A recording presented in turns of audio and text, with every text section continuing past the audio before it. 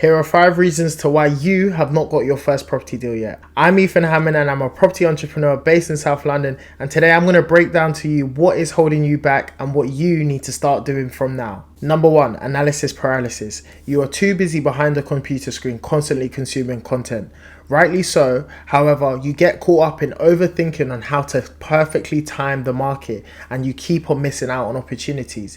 Now you lack action and you're still stuck in the same position. What you need to do is actively surround yourself with people that are in the market. It's all well surrounding yourself with people that are like-minded, but you want to surround yourself with people that are also steps ahead of you so that you can be inspired to take more action. Getting around these people may not be easy because they may see you as just the newbie. So you want to be stepping into networking events and rooms that you may have to pay a bit more than the free networking event. 9 times out of the 10, those free networking events are just people in a room that are in the same position as you, but you want to enter a different room of people that are constantly in the market and are actively doing things in the market that you can be inspired by.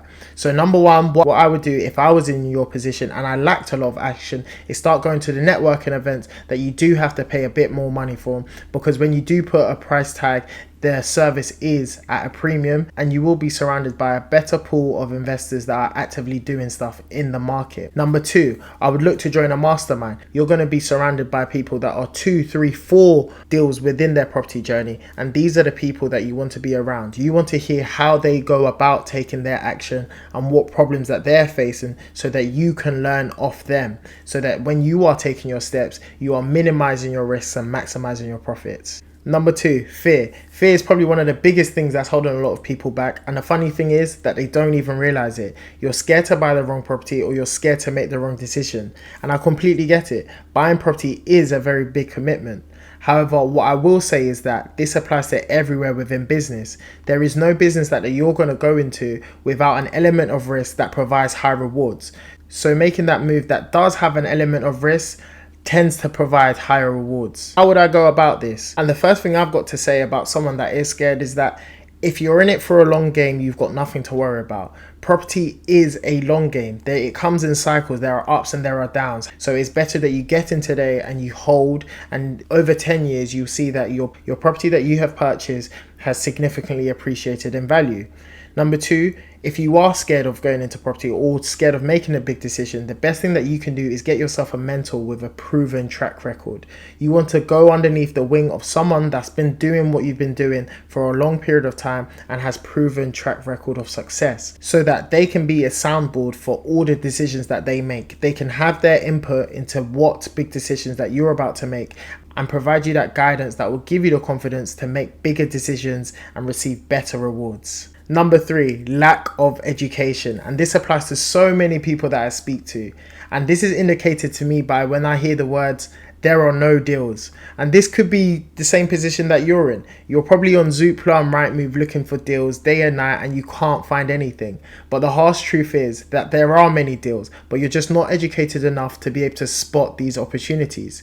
You're caught up trying to look for cheap, below the market deals. However, what your focus should be on is the core principles of how to add value to a property, because that's where you really win. There's no point trying to find cheap property deals in your area, because the matter of fact is there are no cheap property deals. A lot of those cheap property deals are usually gone before it hits the market, and when it does hit the market, it's already reserved or it's already sold, and the agents just put on the market because it's part of their protocol. What you want to do is focus on how you can add value to property, and I'm going to do a full video of how you can add value to properties so that you can stop thinking about how you can find cheap deals and instead focus on how to add value so that you can force the appreciation of your properties so that you can increase your profits. Number 4, you're using someone else's solution to solve your problems, and this is something that's a bit more complicated, but it's something that I see so many people doing. What I mean by that is you're caught up trying to replicate someone else's strategy to solve your problem when you have a complete different end goal. What you want to be doing is looking at what your end goals are, what you want to achieve, and reverse engineering that into defining what strategy and what path you need to take. There's no point trying to replicate someone that's doing flips when what you need is extra cash flow. What you want is to build up your passive income across the years. But there's no point trying to focus on executing a flip that's going to take you 6 to 9 months to complete, when really and truly you need something that's going to start giving you cash flow from the day you finish that refurb, from day one. And what usually happens when you're trying to use someone else's solution to solve your own problem is that you realize that the numbers never actually work for you. You may be looking to do a BRRR deal where you're refinancing and leaving way more than you want to be leaving in, and that's because that strategy probably doesn't work for you. That's why there are never any good or bad strategies within property. There are just strategies that are better than others. But what I always say is that property is not a one size fits all situation. So you want to find a strategy that works best for your personal circumstances and work towards that goal, and not focus on trying to replicate what you see someone else doing. Focus on what you want to do, reverse engineer that, and define your own path. And lastly, you're scared of rejection. And this is something I have noticed in some of my previous mentees. And what I've realized is that people are just scared of hearing no's. People are scared of taking action, putting so much effort into something for it not to come into fruition. And I'm here to tell you that property is just a numbers game. The more phone calls you make, the higher possibility of getting an offer accepted. And that's all it is. I've spoken to so many agents. I spent so much money trying to even get to the stage of conveyancing, and a deal has fallen through, and I can't let that stop me. I just have to keep on going. Property is simply just a numbers game. You just have to make more calls, put in more offers to increase your chances of getting something accepted and seeing it through to completion. And that's simply all it is. You cannot be scared of rejection. You need to keep on breaking down those doors until you hear that yes. I've spoken to so many investors that did not believe in me and that said no to me, that said no, I was too fresh to the game, or I was too new, I'm only working on smaller scale projects. But I kept on knocking down those doors until I heard a yes, until I hear yeses, because I don't take no's for an answer.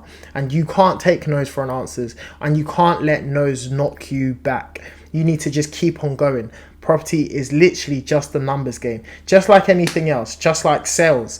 Literally, it's just a numbers game. The more people you speak to, the more you increase your chances of hearing a yes. So it doesn't matter if that agent picks up the phone to you and gives you a bit of attitude because they can hear that you're new, you may not be as confident. Just keep on going, because the more calls that you make, the better you get, which will increase your chances of getting an offer accepted and seeing a deal through to completion. So don't be scared. Get outside of your comfort zone, because you being in your corner because you're scared to hear a no is going to keep you within your comfort zone. And we all know that no growth happens within the comfort zone. You need to get out your comfort zone and be prepared to hear no's. And I'm here to tell you that it's going to be hard.